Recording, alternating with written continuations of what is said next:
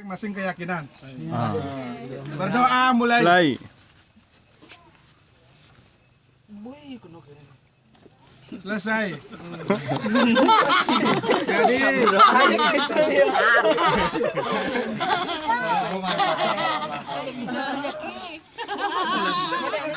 saya berikan waktu Pak Wayan untuk memberikan arahan tambahan ya, jangan sambutan, masukan-masukan dari Pak Wayan. Waktu saya serahkan Pak Wayan.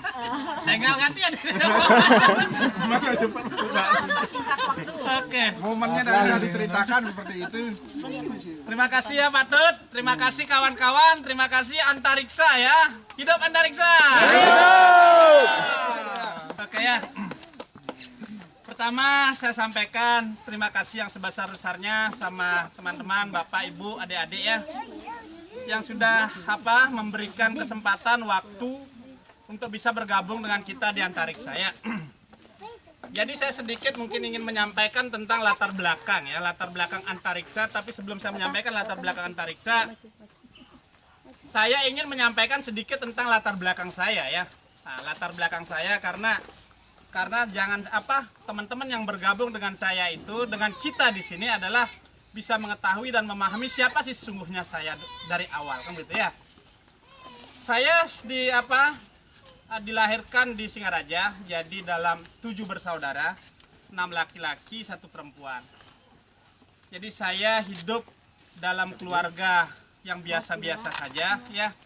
Saya hidup dalam keluarga bapak saya awalnya pedagang, lalu kemudian menjadi sopir, dan saya hidup dalam keluarga sederhana.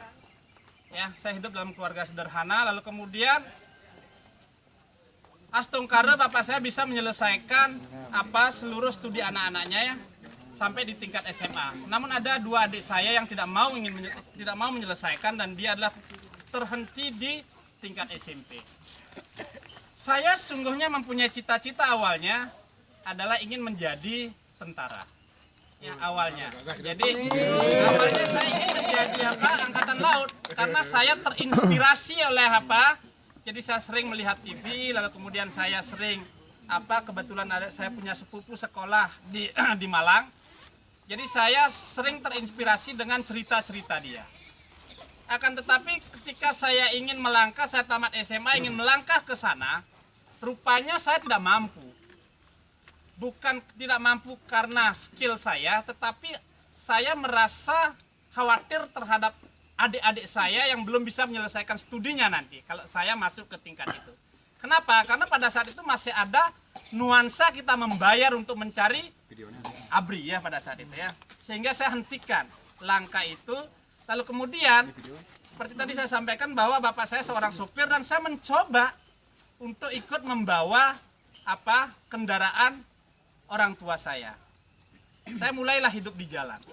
Ya, begitu saya tamat SMA saya hidup di jalan. Jadi saya adalah hampir setiap hari saya di terminal, mungkin sama dengan bapak ya. Nah, saya di terminal setiap hari. Jadi dari tahun 86 87 saya tamat SMA, hampir setiap hari saya berkelahi loh. Benar, jadi saya di terminal itu hidup keras kan. Jadi mungkin bapak tahu ya. Jadi hidup di terminal keras. Jadi saya sopir, dan pada akhirnya ketika saya nyopir, teman-teman jadi mengarahkan saya adalah tidak usah nyopir. Jadi saya disuruh menjadi maklar ya istilahnya, cari-cari penumpang itu ya.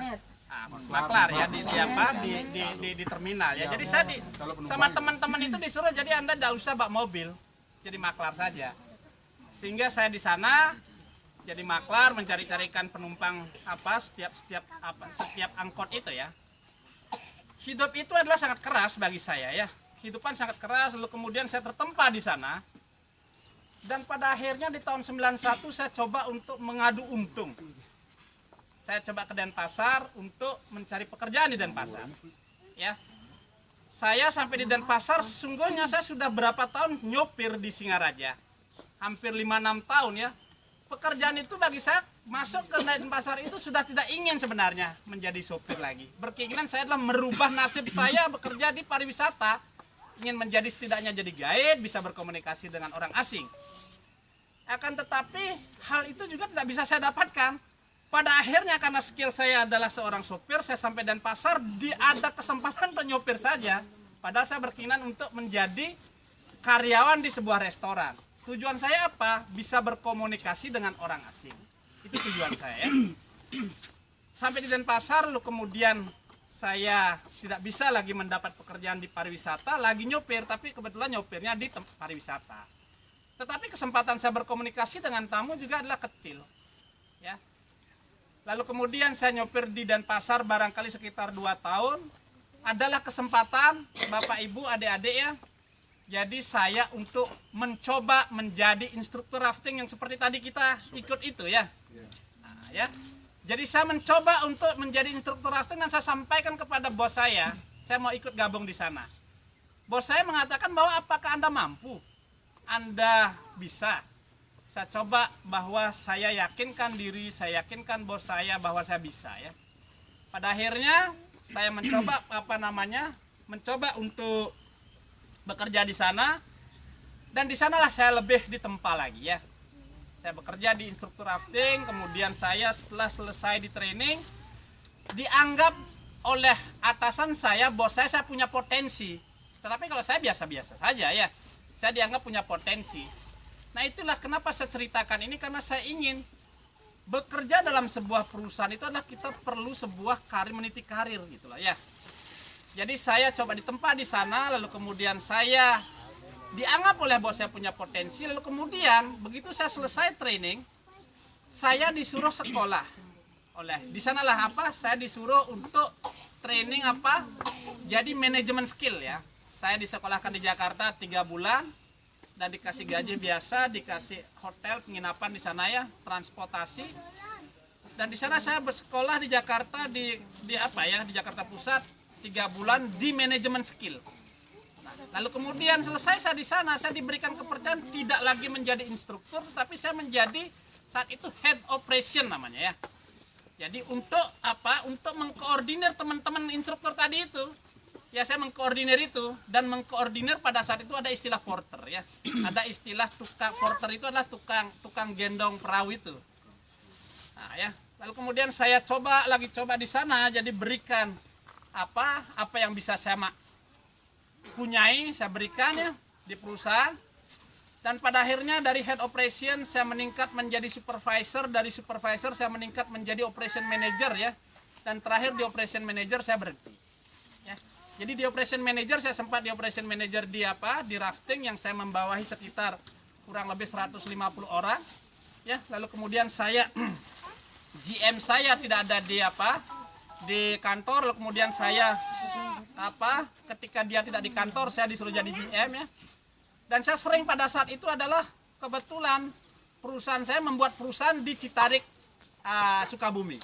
Saya hampir setiap minggu pada saat itu ke Bali Citarik gitu ya. Jadi bagaikan seperti dosen terbang. Jadi pada saat itu saya menjadi instruktur terbang. Koordinir pada saat itu ada 10 orang saya bawa ke Citarik. Untuk Sabtu Minggu turun di Citarik, lalu kemudian balik lagi di hari Senin. Seperti itu lah ya. Lalu kemudian saya disobek berhenti tahun 97, saya pergi ke Jepang ya. Di sana juga saya mencoba untuk memperoleh ilmu di sana. Ilmu apa yang saya dapat? Ilmu disiplin. Jepang itu adalah luar biasa tentang kita memperoleh kedisiplinan di sana ya. Jadi ketika dia di Jepang itu adalah ketika dia bekerja di sebuah perusahaan, dia taat sekali dengan apa yang ada aturan-aturan di perusahaan. Ya. Kalau boleh saya katakan bahwa perusahaan itu dia anggap sudah sebagaikan dewa gitu ya. Sudah dia ada di perusahaan itu, dia lakukan apa untuk perusahaan. Ya, dia lakukan apa untuk perusahaan itu ya. Nah, tentu dengan hak dan kewajiban yang seimbang kan itu ya. Lalu kemudian saya balik dari Jepang, saya baru kuliah di tahun 2002, Bapak Ibu ya. Saya balik dari Jepang, lalu kemudian 2002 saya mulai kuliah. Sebelum 2002 ya. Jadi saya bekerja di Jepang, lalu kemudian perusahaan Jepang saya membuat perusahaan di Bali. Nah, sayalah disuruh menjadi direktur perusahaan di perusahaan yang ada di Jepang itu ya.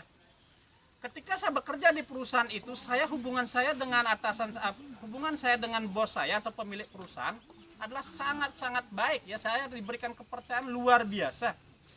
Saya mengurus uang itu luar biasa. tetapi saya tidak pernah adalah menyalahgunakan kepercayaan yang diberikan kepada saya. Tetapi saya punya potensi kalau saya salah gunakan kepercayaan itu. Potensi itu ada karena saya mengelola banyak uang. Ya, tetapi saya tidak salah gunakan kepercayaan itu. Tetapi ketika saya di sana, jadi ada satu teman kerja saya orang Jepang yang tidak sama sekali cocok bekerja dengan saya. Ya. Dan pada akhirnya saya resign, mengundurkan diri dari perusahaan itu. Tetapi sebelum saya mengundurkan diri, saya mencoba untuk membuat usaha PT Antariksa. Yang sesungguhnya saya rancang di tahun 99 bersama Bu Komang ya. Saya rancang ini perusahaan tahun 99 ketika saya balik ke Bali dari Jepang.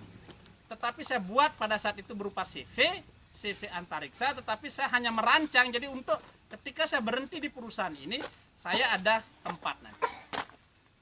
2001 saya berhenti, CV Antariksa saya jadikan PT Antariksa. Saya bergabung dengan Bu Komang yang saat itu adalah, mungkin dia akan ketawa kalau menjadi sekarang itu ya. Bu Komang tidak tahu, dia itu tidak bisa mengetik, tidak bisa administrasi, tidak tahu apa dia. Tetapi saya paksa agar bisa. Karena bekerja di sebuah manajemen konsultan manajemen seperti kita ini adalah jadi memerlukan sebuah administrasi. Bu Komang bekerja dan pada akhirnya sering nangis karena dia itu tidak tahu, sering nangisnya tidak tahu kemana itu ya. Saya yakinkan bahwa Anda pasti bisa gitu ya. Bu Komang akhirnya mampu ya. Akhirnya Bu Komang mampu, lalu kemudian ada Pak Ketut, lalu kemudian bergabung ya. Pak Ketut Adiase yang awalnya adalah bekerja di perusahaan teman saya. Karena perusahaan teman saya adalah tidak jalan, jadi Pak Ketut coba saya tawarkan untuk bergabung di kita ya. Akhirnya saya, Pak Ketut, bertiga saya. Ya biasa, saya adalah sering juga di jalan. Jadi saya ngurus-ngurus administrasi orang asing ya. Mengurus perusahaan orang asing, mengurus visa orang asing ya.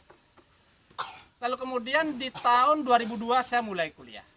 Jadi saya tertantang saat itu, kenapa sih kok saya dipersulit untuk ngurus-ngurus begini. Ya saya mulai tertantang bahwa ternyata ini saya harus punya karena saya rasa dengan skill saja tanpa ada satu gelar gitu ya, padahal saya mampu gitu ya. Jadi adalah kok orang pemerintahan itu menganggap kita itu adalah, saya pada saat itu merasa ya, saya merasa bahwa kok dia itu tidak menganggap kita gitu ya, menganggap saya sebagai orang yang mengurus dan mampu untuk itu gitu ya. Mungkin Dek Sumartana akan nanti bisa bercerita untuk itu. Lalu kemudian saya coba selesaikan studi saya di tahun 2002, saya mulai, dan 2005 saya baru menyelesaikan studi saya di S1 ya. Itu 2005. 2006 begitu saya selesai studi saya di 2005, saya langsung di 2006 saya sekolah di Universitas Warmadewa. 2006 saya langsung melanjutkan di UGM. Jadi di Magister Kenotariatan ya. Saya masuk 2006 yang sesungguhnya saya sudah harus selesai di tahun 2008. Tetapi 2007 akhir saya adalah berhasil menyelesaikan ujian advokat saya di 2007 akhir. Ya, 2007 pertengahan ya. Saya selesai advokat, saya keasikan. Jadi untuk masuk di profesi lawyer, profesi advokat. Dan pada akhirnya yang sesungguhnya saya 2006 masuk 2008 baru harus saya selesai. Saya keasikan di profesi advokat, lalu kemudian saya asik dan tidak bisa selesai di Magister Kenotariatan. Pada akhirnya beberapa kali saya dikontak oleh dosen pembimbing saya, 2014 ya, 2014 Januari baru bisa saya selesaikan. Akhirnya saya menjadi mapala, mahasiswa paling lama ya. Saya jadi mapala di UGM ya. Jadi di S2. Saya 2014 Januari kalau nggak salah saya selesaikan studi saya di Magister Kenotariatan Astungkare. Itu adalah berkat teman-teman di Antariksa ya, yang mendukung saya, memberikan support. Pak Ketut selalu mengingatkan saya, tolong selesaikan ya. Istri saya ya yang selalu mendorong agar menyelesaikan ya. Dan pada akhirnya saya bisa selesaikan itu ya. Lalu kemudian dinamika saya di profesi advokat tentu sangat variatif ya. Sangat variatif, sangat tertantang saya.